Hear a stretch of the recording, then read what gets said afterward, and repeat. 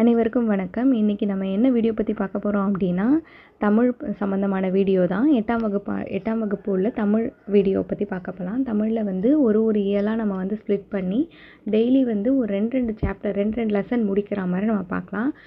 ஒரு இயல் முடிக்கும் போதும் நமக்கு என்னென்னா கண்டிப்பாக கொஷின்ஸ் இருக்கும், டெஸ்ட் கொஷின்ஸ் இருக்கும், ஃப்ரீயாக தான் இருக்கும். பிடிஎஃப்பும் கொடுத்துருவோம். நீங்கள் அந்த லெசன் முடிக்க ஒரு இயல் முடிக்க உங்களுக்கு டெஸ்ட்டு கண்டிப்பாக இருக்கும். ஸோ நம்ம ஃபஸ்ட்டு இயரில் ஷெடியூல்லேருந்து ஆரம்பிக்கலாம். அதுக்கு முன்னாடி ஜாபிக்ஸ் அகாடமி சேனலை சப்ஸ்கிரைப் பண்ணலைன்னா சப்ஸ்கிரைப் பண்ணிவிடுங்க.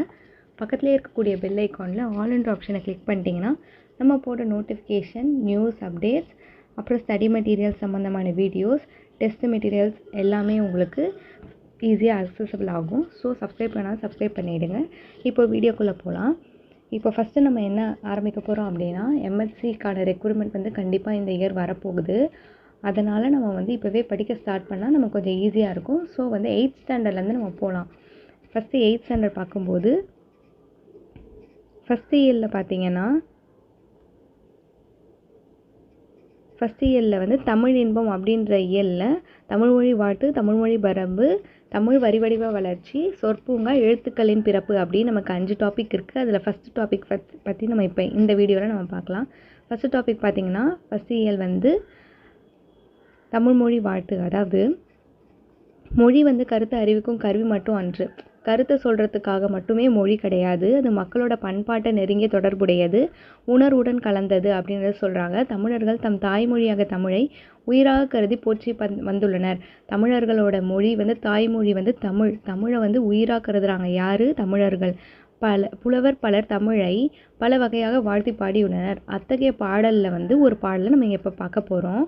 அது என்ன பாடல்னு பார்த்திங்கன்னா, வாழ்க நிரந்தரம், வாழ்க தமிழ்மொழி, வாழிய வாழியவே, வானம் அளந்தது அனைத்தும் அளந்திட வன்மொழி வாழியவே, ஏழ்கடல் வைப்பினும் தன்மனம் வீசி இசை கொண்டு வாழியவே, எங்கள் தமிழ்மொழி எங்கள் தமிழ்மொழி என்றென்றும் வாழியவே, சூழ்கழி நீங்க தமிழ்மொழி ஓங்க துலங்குக வையகமே, தொல்லை வினைதரு தொல்லை அகன்று சுடர்க தமிழ்நாடே, வாழ்க தமிழ்மொழி வாழ்க தமிழ்மொழி வாழ்க தமிழ்மொழியே, வானம் அறிந்தனைத்தும் அறிந்து வளர்மொழி வாழியவே.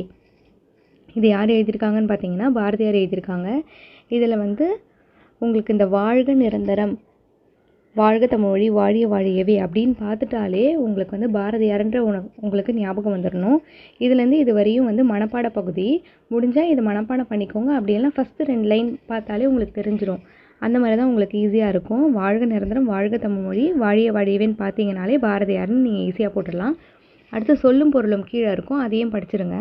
நிரந்தரம்னா காலம் முழுமையும், வைப்பு நிலப்பகுதி, சூழ்களின்னு பார்த்தீங்கன்னா சூழ்ந்துள்ள அறியாமை இருள், வன்மொழி வளமிக்க மொழி, இசை புகழ், தொல்லை பழமை துன்பம் அப்படின்னு சொல்கிறாங்க. பாடலின் பொருள் வந்து என்னென்னா, தமிழ்மொழி வந்து எல்லா காலத்துலேயும் நிலை பெற்று வாழுது அப்படின்னு சொல்கிறாங்க.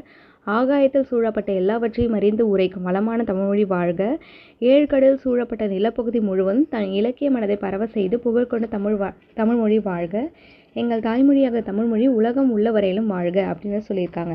இங்கே பாருங்கள், தமிழ்மொழி உலகம் உள்ள வரையிலும் வாழ்க, எங்கும் சூழ்ந்துள்ள அறியாமை இருள் வந்து நீங்கட்டும். எப்படி நீங்கும்? தமிழ்மொழி மேன்மையுற்று உலகம் முழுவதும் சிறப்படையுது, அதனால் இருள் நீங்குது, பழைய கருத்துக்கள் உண்டாகும் துன்பங்கள் நீங்கி தமிழ்நாடு ஒளிர்க, தமிழ்மொழி வாழ்க, தமிழ்மொழி வாழ்க, என்றென்றும் தமிழ்மொழி வாழ்க, வானம் வரை உள்ளடக்கி உள்ள எல்லா பொருண்மையிலும் அறிந்து மேன்மேலும் வளரும் தமிழ்மொழி வாழ்க அப்படின்னு சொல்கிறாங்க. அடுத்து நூல்வெளி.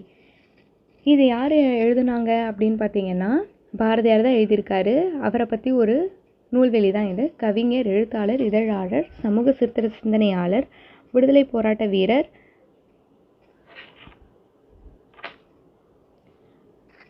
என பன்முக ஆற்றல் கொண்டவர் சி. சுப்பிரமணிய பாரதியார். இவர் வந்து இதழ்கள் நடத்தியிருக்காரு. என்னென்ன இதழ்னா, இந்தியா விஜயா அப்படின்னு 2 இதழ் நடத்தியிருக்காரு. கவிதைகள் மட்டும் இயற்றல அவர். வேறு என்ன பண்ணியிருக்காரு? சந்திரிகையின் கதை, தராசு உள்ளிட்ட உரைநடை நூல்களையும் வசன கவிதைகளையும் சீட்டு கவிதைகளையும் எழுதியுள்ளார். இவரை எப்படியெல்லாம் பாரதிதாசன் புகழ்ந்து பாடியிருக்கார் அப்படின்னா, சிந்துக்கு தந்தை, செந்தமிழ் தேனி, புதிய அறம் பாட வந்த அறிஞன், மரம் பாட வந்த மறவன் என்றெல்லாம் பாரதிதாசன் இவரை புகழ்ந்திருக்கிறாரு. இப்பாடல் பாரதியார் கவிதைகள் என்னும் தொகுப்பில் தமிழ்மொழி வாழ்த்து என்னும் தலைப்பில் வந்து இந்த பாடல் வந்து இடம்பெற்றிருக்கு அப்படின்னு சொல்லியிருக்காங்க. இந்த நூல்வெளி ரொம்ப முக்கியமானது. இதை நல்லா படிச்சுக்கோங்க. இதில் வந்து கண்டிப்பாக கொஷின்ஸ் வரதுக்கு சான்சஸ் இருக்குது. பாரதிதாசன் வந்து யாரை பாராட்டுறாங்க? பாரதியாரை பாராட்டுறாங்க. அடுத்து இந்த செந்தமிழ் அந்தாதின்னு இருக்குது பார்த்தீங்களா, இது யார் எழுதியிருக்காங்கன்னா அரங்கன்றவர் எழுதியிருக்காரு. செந்தமிழே செங்கரும்பே செந்தமிழர் சீர்காக்கும் செந்தமிழே செங்கரும்பே செந்தமிழர் சீர்காக்கும் நந்தா விளக்கணைய நாயகியே முந்தை மொழிக்கெல்லாம் மூத்தவளே மூவேந்தர் அன்பே எழில்மகவே எந்தம் உயிரும் நீ மெய்யும் நீ ஓங்கும் அறமாம் பயிரும் நீ இன்பம் நீ அன்பு தரவும் நீ வீரம் நீ காதல் நீ ஈசன் அடுக்குநல் ஆரம் நீ யாவும் நீயே அப்படின்னு யார் சொல்லியிருக்காங்க? அரங்கன்றவர் சொல்லியிருக்காரு. இதுக்கு வந்து நீங்கள் இந்த உயிரும் நீ மெய்யும் நீ அப்படின்னு பார்த்தாலே இந்த அரங்கன் அப்படின்றத நீங்கள் ஈஸியாக போட்டுடலாம். அடுத்து சரியான விடையை தேர்ந்தெடுத்து எழுதுக பார்க்கலாம். மக்கள் வாழும் நிலப்பகுதி குறிக்கும் சொல் என்னது? வைப்பு.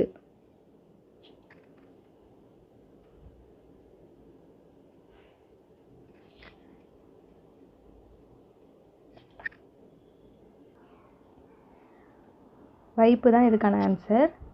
அடுத்து என்றென்றும் என்னும் சொல்லை பிரித்து எழுத கிடைப்பது என்ன கிடைக்கும்? பிரித்து பார்த்து சொல்லுங்கள். என்று ப்ளஸ் என்றும் அப்படின்றது ஆப்ஷனு. வானமளந்து என்னும் சொல்லை பிரித்து எழுத கிடைப்பது வானம் ப்ளஸ் அளந்தது.